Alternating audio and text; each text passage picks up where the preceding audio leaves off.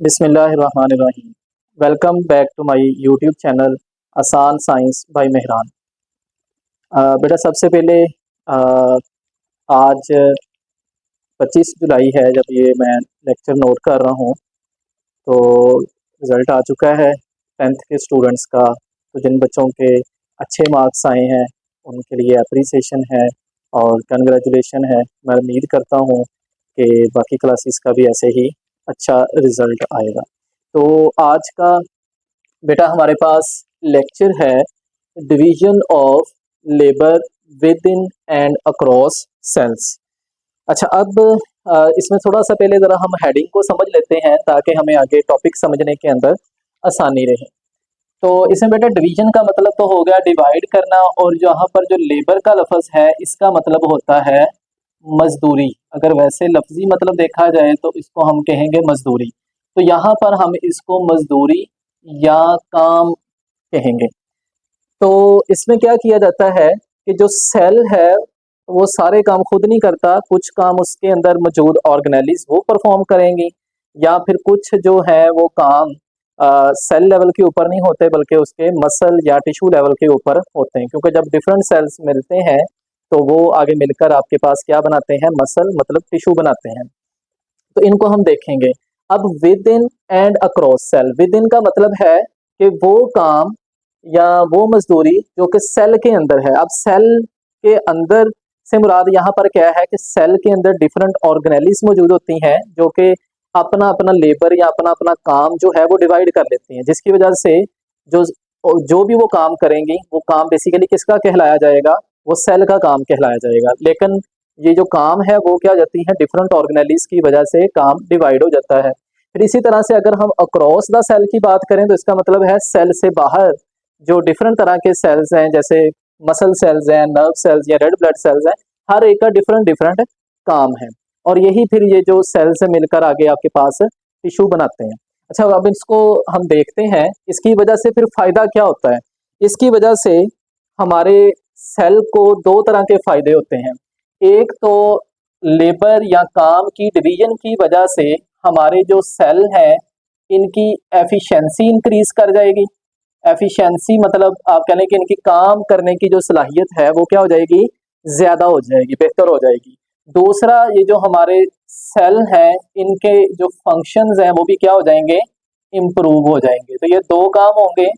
जब labour divide हो जाएगी या काम डिवाइड हो जाएंगे तो इसकी वजह से ओवरऑल सेल की एफिशिएंसी इंक्रीज करेगी और इसके जो फंक्शनैलिटी है या इसके जो फंक्शंस हैं वो भी इम्प्रूव करेंगे।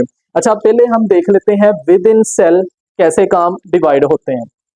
अब हमें पता है सेल के अंदर काफ़ी सारी ऑर्गेनेलिज काम कर रही होती हैं। यहाँ पर आपकी बुक के अकॉर्डिंग 3 ऑर्गेनेलिज को हम डिस्कस करेंगे वन बाय वन। सबसे पहले हमारे पास है माइटोकॉन्ड्रिया। मैंने इसकी ये डायग्राम भी इधर बनाई है। तो माइटोकॉन्ड्रिया जैसे कि हम पीछे पढ़ के आए हैं कि ये एटीपी प्रोड्यूस करते हैं, मतलब ये एनर्जी की प्रोडक्शन करने वाली ऑर्गेनेली है। तो माइटोकॉन्ड्रिया का हमारे पास क्या काम होगा कि ये एनर्जी प्रोड्यूस करने के अंदर सेल के अंदर काम कर रही होती है। फिर इसी तरह से हमारे पास जो दूसरी ऑर्गेनेली है, तो ये मैंने इधर बनाई है, इनको हम बोलते हैं एंडोप्लाज्मिक रेटिकुलम। अब एंडोप्लाज्मिक रेटिकुलम में आपको पता है कि दो तरह की डिवीजन हो जाती है, एक रफ एंडोप्लाज्मिक रेटिकुलम होते हैं और दूसरे जो है वो हमारे पास स्मूथ एंडोप्लाज्मिक रेटिकुलम है। जो रफ एंडोप्लाज्मिक रेटिकुलम है ये प्रोटीन की सिंथेसिस करवाते हैं, जबकि जो स्मूथ एंडोप्लाज्मिक रेटिकुलम है ये लिपिड्स की सिंथेसिस करवाएंगे। तो ये दोनों जो हमारे पास रफ और स्मूथ एंडोप्लाज्मिक रेटिकुलम है, ये दोनों क्या करवाएंगे, इन चीज़ों की सिंथेसिस करवाएंगे। अगर लोकेशन वाइज देखा जाए तो ये मैंने जनरल सी डायग्राम बनाई है। अगर ये न्यूक्लियस है तो न्यूक्लियस की बिल्कुल बाहर वाली साइड के ऊपर साइटोप्लाज्म में ये रफ और स्मूथ एंडोप्लाज्मिक रेटिकुलम मौजूद होते हैं, जिनको दोनों को मिला के हम क्या नाम देते हैं, एंडोप्लाज्मिक रेटिकुलम का नाम देते हैं। फिर तीसरी जो हमारे पास ऑर्गेनेली है इसका नाम है लाइसोसोम। अब अगर लाइसोसोम का काम देखा जाए तो इसका काम ये होता है कि ये ब्रेक डाउन करेगी वेस्ट मटेरियल को। ये जो हमारे सेल के अंदर या सेल लेवल के ऊपर जो वेस्ट मटेरियल होता है ये उसकी क्या करेगी, ब्रेक डाउन करेगी। अब अगर इसमें देखें, जैसे ये हमारे पास वेस्ट है, ये जो मैंने ब्लू कलर से बनाया है, और ये जो रेड कलर से ये हमारे पास ये लाइसोसोम्स हैं।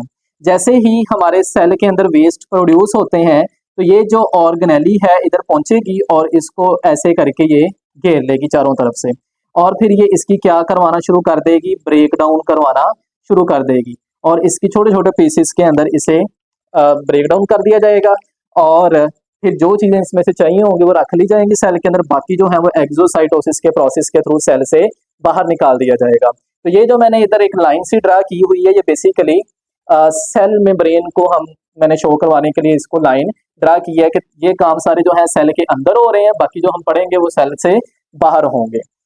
अच्छा, अब ये जो सारी हमने ऑर्गेनेलिस के काम पढ़े हैं, इनकी वजह से ये जो हमारे सेल है इसको क्या फायदा होते हैं। इसको जो सबसे पहला फायदा है वो ये होता है कि इस कामों के डिवाइड की वजह से ओवरऑल सेल की अपनी बॉडी के ऊपर कामों का बर्डन जो है वो कम हो जाता है, और ये ऑर्गेनेलिस के अंदर काम बांटा जाता है, जिसकी वजह से सेल का जो सर्वाइवल है वो ज्यादा हो जाता है। इसकी वजह से जो सेल की ग्रोथ है ये बेहतर हो जाएगी, और तीसरा फायदा क्या होगा, जो सेल के फंक्शंस हैं वो भी पहले से बेहतर हो जाएंगे, या सेल बेहतर तरीके से उन्हें परफॉर्म कर पाएगा। ये सारे वो काम थे जो सेल के अंदर लेबर की डिवीजन होने की वजह से सेल के लिए आसान हो जाते हैं बेहतर, या उसकी वजह से उसे क्या क्या फायदे होते हैं। अब हम देखते हैं कि सेल के बाहर जो है अक्रॉस द सेल, जैसे हमने नाम दिया है कि वहां पर काम की जो डिवीजन है, लेबर की जो डिवीजन है वो कैसे होती है। अब आपको पता है एक सेल के बाहर जो है और भी तरह के सेल मौजूद होते हैं, जैसे कि मैंने इधर लिखे हैं muscle cells, nerve cells, red blood cells, इसके अलावा और भी काफ़ी सारे हैं, जैसे हमने लिवर सेल या बाकी चीज़ें पढ़ी हैं, लेकिन अभी बुक के अंदर क्योंकि 3 मेंशन है तो हम इन तीनों का ही जिक्र करेंगे। अच्छा, अब इनकी वजह से आपको पता है हर जो सेल है इसका एक स्पेसिफिक रोल होता है, जैसे हम पीछे पढ़ के हैं कि स्पेशलाइजेशन होती है, हर सेल का एक स्पेशल काम होता है, इस तरह से इनका एक स्पेसिफिक रोल है। हम चीज़ें पढ़ी हुई हैं पहले, जस्ट आप समझ लें एक तरह से ये रिवीजन वाला ही हमारे पास टॉपिक है। अब मसल सेल्स के बारे में बच्चे हमने पढ़ा था कि मसल सेल हमारी बॉडी के अंदर क्या करवाएंगे, ये मूवमेंट के अंदर हेल्प करते हैं हमारी बॉडी की, और इसके साथ साथ अब ये मूवमेंट कैसे करवाते हैं, जब हमारे मसल सेल्स के अंदर कॉन्ट्रैक्शन का प्रोसेस होता है। तो मसल सेल्स का काम क्या है, ये मूवमेंट और कॉन्ट्रैक्शन के अंदर ऑर्गेनिज्म को बेहतर करते हैं या उसको फायदा देते हैं, जबकि इसी तरह से जो नर्व सेल्स थे ये किसी भी मैसेज को, या आप कह लें कि किसी भी इंफॉर्मेशन को हमारी बॉडी के अंदर ट्रांसमिट करने में हमारी बॉडी की या ऑर्गेनिज्म की बॉडी की क्या कर रहे होते हैं, हेल्प कर रहे होते हैं। तो ये मैसेज को ट्रांसफर करते हैं एक जगह से दूसरी जगह। इसका दूसरा नाम हमने पहले पढ़ा था न्यूरॉन्स।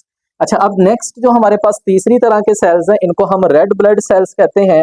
इसके बारे में भी हमने पढ़ा था कि ये कैरी कर रहे होते हैं किस चीज को, ऑक्सीजन को। ये हमारी पूरी बॉडी के अंदर ऑक्सीजन को एक जगह से दूसरी जगह लेके जाने में हेल्प कर रहे होते हैं ऑर्गेनिजम्स की।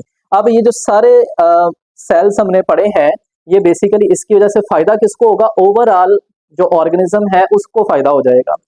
तो काम जो है डिफरेंट सेल जो हैं उनके अंदर डिवाइड हो जाएंगे, जिसकी वजह से जो डिफरेंट ऑर्गन्स हैं या जो हमारी ऑर्गेनिज्म बॉडी है और किसी भी ऑर्गेनिज्म की, तो उसके लिए आसानी हो जाएगी अपने काम करने के लिए। तो ये एक छोटा सा आज का लेक्चर था। आई होप कि आप लोगों को समझ आई होगी। हमारे चैनल को लाजमी लाइक, सब्सक्राइब और फॉलो लाजमी करें, दोस्तों के साथ भी शेयर करें। बहुत शुक्रिया, थैंक यू।